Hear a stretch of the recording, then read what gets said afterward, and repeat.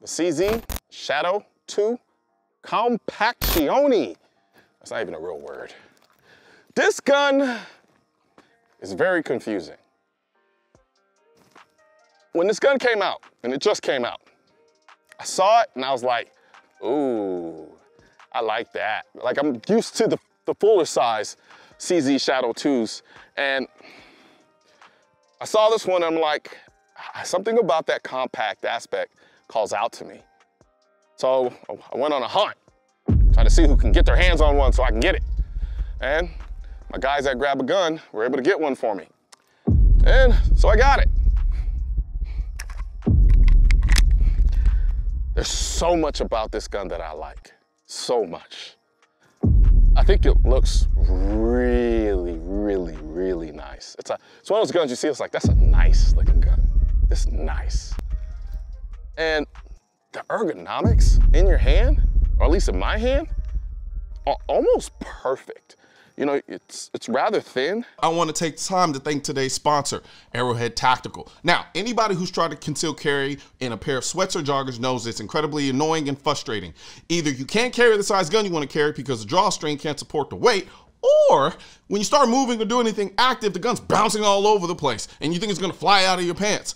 That's where Arrowhead Tactical comes in. They have the ability to run a belt, which will allow you to carry a much bigger gun and keep that gun in place. So if you decide you want to work out, if you want to run on the treadmill, if you want to do a row machine, you just want to lift weights in general, and even just day-to-day stuff, these joggers are going to be your best bet as far as carrying a bigger size gun whenever you do it. Like, for instance, you see me jumping all around, jumping all around, jumping all around, doing all that crap stuff. Now, look.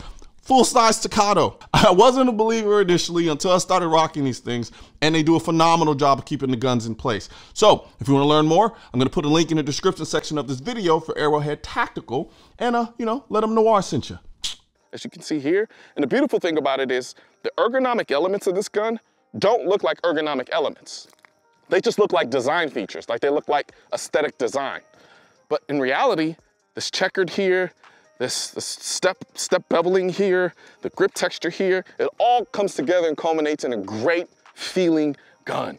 And then it's an all metal gun, so it has this nice, solid, comforting, reassuring weight to it without being overly heavy. And then you get to this. All the ammo used in this video was brought to you by Noir, maker of the most innovative, most accurate, and most effective bullets and ammunition in the industry. I've always felt some type of way about these miniature slides that CZ likes to put on their guns. And I guess it works, because I still like their guns, but my eyes visually usually still find it kind of a little jarring. And then when I go to actually rack the gun, even though technically I don't have any issues racking the gun, my brain thinks I do, because it's so small. But I don't think it interrupts the aesthetic beauty that I think this is. It's wow. And then another thing I love about this gun is this magazine release. It's so accessible and just bevels and looks like jewelry. It's just, good gosh, it's just great. Like, look, just easily, just drop it. Comes with 15 rounds. 15 rounds, it's a compact, so it's about the size of a Glock 19. I mean, you have the beaver tail here, and then you have these adjustable rear sights and the fiber optic front. So this gun kind of, even though it's compact and it's kind of aimed towards the concealed carry side of things, it's really honestly kind of a compact competition gun, if we're just gonna be honest, or like a compact bullseye shooting. I don't want to call it bullseye, but you know, like accuracy shooting, so to speak. And then of course you have the rail on here, which speaks to its kind of nod to concealed carry, so to speak, or at least a tactical aspect of a gun. And I mean, there's just so much about this gun I really, really like. But the one part that matters most to me, from somebody who is a shooter, I like to shoot, I love to shoot. I don't know. Oh, safety's still on. That's another thing that makes me go, I don't know. I hate the safety. I hate it because it's visually beautiful It's flush and very thin, which makes it a terrible safety. It's terrible because intuitively, if I'm coming to draw, my hand, I'm more likely to sweep over it than sweep it off. It looks phenomenal, but getting back to what I was saying.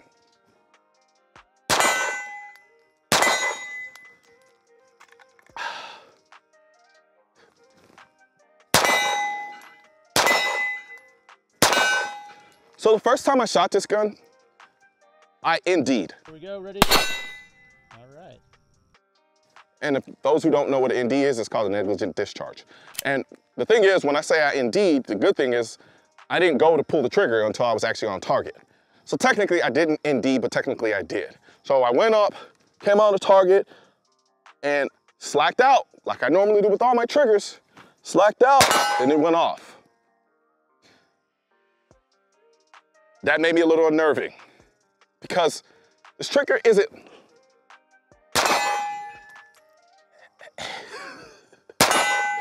I just did it. So I think here's what's going on. This trigger is too good for me. It's too good for me. I shoot a lot of polymer guns. And when I'm not shooting polymer triggers, I'm shooting, get the safety. I'm shooting like 2011 style guns, right? Or I'm shooting ARs and all of those guns. And even though this is a two-stage trigger, the break point on the trigger is so close to the wall where it stops. And then that break is so light and clean and crisp. My brain doesn't compute. So I get on the gun and it's like, there's safety, stupid safety. I get on the gun, like it almost always surprises me. No matter how ready I am for it, I feel like I'm being surprised by the gun going off. Like it's just, like, but now when I'm being more deliberate and I'm like, all right, let's shoot this thing, right? I still don't feel like I'm in control of the gun. It's like the gun's just doing whatever it wants. And it makes me unnerving. Like it's odd to me. Like, and that's another thing too, the recoil. For having such a smaller slide, I expected it to not flip as much as it does. I'm not gonna call this gun flippy, but the gun kind of has a tendency towards flipping. Like, let me see, like if I go one-handed, like it, but which is weird because as much as it flips more than I expect it to, it still recoils pretty light. It's still a light recoiling gun, but it just has a tendency towards wanting to flip. And the bore axis is, you know, it's not the greatest in the world, but you would think that it's mitigated by the slide being so small and having less mass. But I've never liked a gun so much that I didn't enjoy shooting it as much as I thought I would. No, that didn't make sense. I never liked a gun so much, but didn't enjoy shooting it to the degree that I thought I would. And I don't know if it's because I'm so used to shooting a certain style. See, I did it again. I'm not used to this trigger. And that's what I think is one of the biggest issues. I'm not used to this trigger because I'm used to a trigger breaking a little bit further back. And so I keep trying to run it, waiting for the wall to come, and the wall doesn't come because it's not very definable. Like that's the wall right there. The moment, that's the wall right there, boom. And that's why I think the trigger's too good for me. Like boom, and then it goes off. Like, but then I pull it back and then I look at it, I'm like, yo, this is a good looking gun. Like, I love this. I love the grips. The grips are, and the gun is so solid and so, it just feels good. I mean, and the gun's, what did I pay, like $1,500 after tax? So it's like, it's not a cheap gun. And no one's gonna pick this up and say this gun feels cheap, but Jesus, the way it shoots, it's somewhere between like if 2011s are here, and then like Glocks are here, it's like here. It's sitting somewhere in between it. Like, when I look at this gun and I know its heritage, I know what this gun is born from, and I know what that gun can do. what I expected from a shooting standpoint, I'm not getting. And I think it's unfair to call it bad because I think there are some people who freaking love this gun. They love it and they can shoot the shit of it. I just can't. For some reason, it just, I don't know. I can't put my finger on it. I can't call it, but I love it. I still love it. Like, love it. The things that I love about it, like the aesthetics, the ergonomics, the high quality feel, the features. I mean, you're basically getting a competition gun that has an ability to put a red dot on it. You got a rail. There's a safety that I don't like. That's the one thing I'll say I do not like is the safety. But I get it, single action gun. I mean, even the hammer is beveled in such a way, it looks like art. This gun looks like artwork. It looks like art. But there's something about the way it shoots it's a little unnerving. I have to revisit this gun. I'm sorry, I just do. I gotta revisit it. And I know a lot of people are not gonna like it, but I think I have to get used to shooting a gun. I think it's a completely different style of shooting because it's not a 2011, it's not a 1911, it's not a polymer gun. It's like its own CZ thing. And I know I've sat here and waxed poetic about nothing. That's essentially what I feel like I've done. And Peter I almost didn't do the video today because Peter was watching me fight through this as I was shooting it off camera and doing all this stuff. And he was like, and I was like, no, let's call it. I want to come back to it. And he's like, no, I think you should talk through it. So this is me talking through it. God, that thing's pretty. Sheesh. You're not gonna like this one, Peter.